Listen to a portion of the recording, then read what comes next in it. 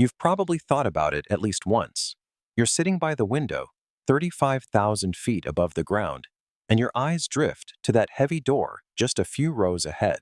There's a handle, a sign that says, "Do not open." And for a brief moment, you wonder, what would actually happen if someone pulled it? The answer is not what most people expect, and it reveals something fundamental about how pressurized aircraft are designed. Let's start with what people get wrong. Most passengers assume an aircraft door is simply locked.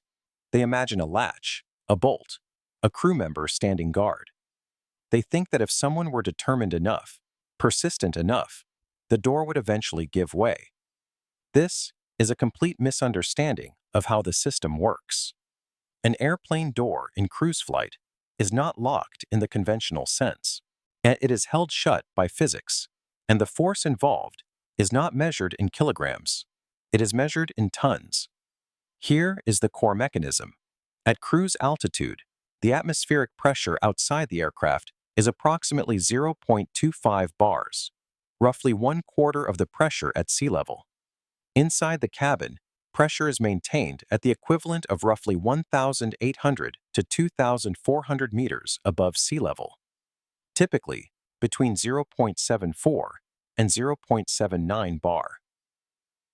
That pressure difference, approximately 0.5 to 0.6 bar, acts on every square centimeter of the fuselage, including the door.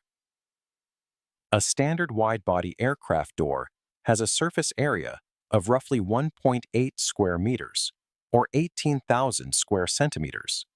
Multiply that surface by the pressure differential, and the force holding that door closed reaches approximately 9 to 12 metric tons. Net, that is the weight of a fully loaded military truck pressing against the door from the inside. No human being can generate anywhere near the force required to overcome that load. The door does not need a lock. The atmosphere is the lock. But the engineering goes deeper than pressure alone. Aircraft doors are not designed as simple panels that swing outward. They are plug-type doors, deliberately shaped larger than the opening itself. The door is first rotated inward and then guided outward along a track. This means that attempting to open the door does not push it away from the aircraft. It first requires pulling it inward against the full pressure differential. The geometry is intentional. The higher the cabin pressure relative to the outside, the more firmly the door is seated. The system becomes more locked the higher you fly, it not less. This design principle was not arrived at by accident. It emerged from hard engineering lessons in the early history of pressurized flight. The de Havilland Comet, the world's first commercial jet airliner, entered service in 1952. Between 1953 and 1954, 3 comets suffered catastrophic in-flight disintegration. The investigations, led by the Royal Aircraft Establishment at Farnborough, revealed that the pressurization cycles had caused metal fatigue around the square-edged windows and structural cutouts. The pressure forces involved in repeated pressurization and depressurization were destroying the fuselage from the inside. Every door, every hatch, every opening in a pressurized fuselage is now engineered with that lesson in mind. Rounded corners, overlapping plug-type designs, and multi-point locking systems, all of it traces back to those 3 crashes. ICAO and later EASA regulations under CS25, structural requirements mandate that every door must be capable of withstanding 1.5 times the maximum differential pressure load without failure. Now, let's address the question that generates the most public confusion. What happens when someone actually tries? The incidents are documented. In April 2023, an Asiana Airlines Airbus A321, operating as flight OZ8124, was approaching Daegu Airport in South Korea at low altitude when a passenger pulled the emergency door handle and opened the door. The aircraft was descending through approximately 700 feet, moving at roughly 200 kilometers per hour, with the cabin pressure nearly equalized with the outside atmosphere because of the low altitude. That is the critical detail. At low altitude, particularly during final approach, the pressure differential is significantly reduced. The door becomes openable. 9 passengers seated near the opening suffered injuries from wind blast and the sudden depressurization. The passenger responsible was arrested immediately upon landing. Subsequent South Korean investigations led to direct legislative action. The Aviation Safety Act was amended to introduce mandatory restraint procedures for passengers exhibiting threatening behavior toward aircraft systems. At cruising altitude, the situation is categorically different. No documented case exists of an aircraft door being successfully opened during cruise flight. The physics do not permit it. But the legal framework surrounding the attempt does not care about success or failure. The attempt itself is the offense.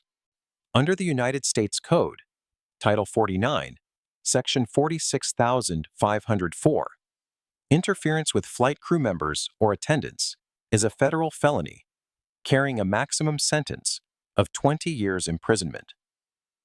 If the interference involves a dangerous weapon, life imprisonment becomes a possible sentence.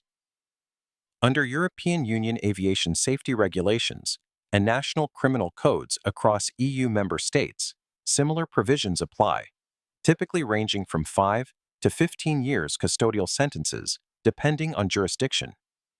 Under ICAO Annex 17 and the Tokyo Convention of 1963, the aircraft commander holds legal authority to restrain any person on board who is considered a threat to the safety of the aircraft. That authority is absolute and does not require local law enforcement to be present. The crew can physically restrain the individual. And the restraint is legally protected. The consequences extend beyond criminal prosecution. Airlines can and do pursue civil liability for any diversion costs, fuel dumping, emergency landing fees, and passenger compensation triggered by the disruptive act. A single diversion of a wide-body aircraft carries operational costs, typically ranging from $50,000 to $200,000, depending on the route and airport. The individual responsible can be billed for the full amount. Several documented cases in the United Kingdom and the United States have resulted in exactly that outcome. Passengers receiving civil recovery notices running into 6 figures.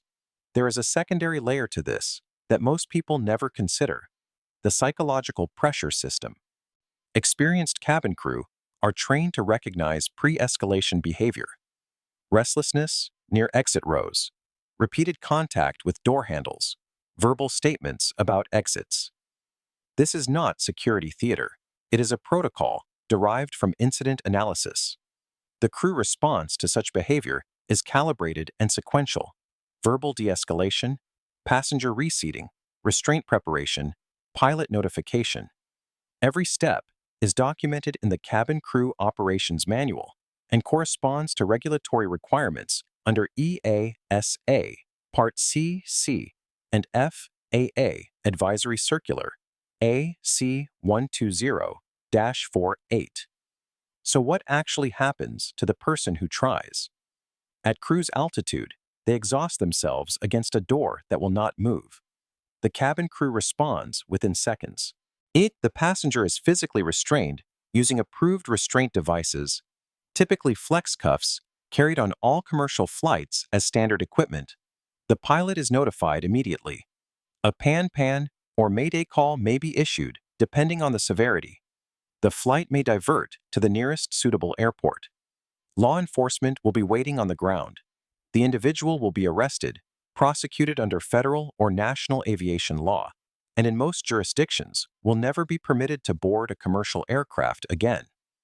Several major carriers have implemented lifetime bans following such incidents, enforced through industry-wide no-fly list mechanisms. The aircraft door is, in engineering terms, one of the most elegant solutions in the history of pressurized flight. It is a system that becomes stronger as conditions become more extreme. The higher the flight, the more impossible the opening. The structure, the geometry, and the pressure differential work together to make the door not just resistant, but physically immovable by any human force. What looks like a vulnerability is actually one of the most reliable passive safety features in the entire aircraft. Every flight, every door, every altitude, the physics hold, the law enforces, and the door stays shut.